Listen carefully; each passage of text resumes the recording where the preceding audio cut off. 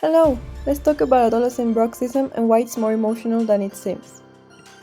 It is a fact that bruxism in adolescents has become more common since the post-pandemic period, particularly as a result of psychosocial stress. After the pandemic, many teenagers didn't just return to normal.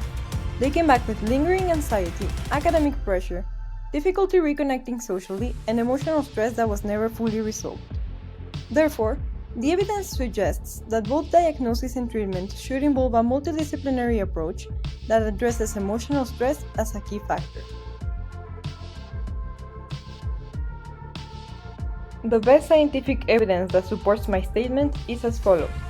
First, Chemelo et al. Confirm a strong association between stress and bruxism through a systematic review and meta-analysis, highlighting the importance of considering emotional factors in clinical care.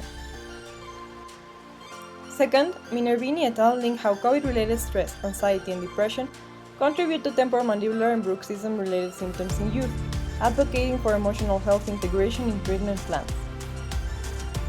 Third, Mir Hashemi et al. Identified an increased prevalence of oral habits such as bruxism in adolescents during the pandemic, linked to emotional distress, highlighting the role of psychological screening.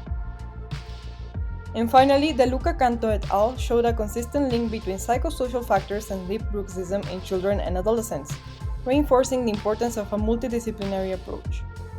Por lo tanto, la recomendación general para la práctica clínica es adoptar un enfoque multidisciplinario para el diagnóstico y tratamiento del bruxismo en adolescentes, integrando la evaluación odontológica con la intervención psicológica.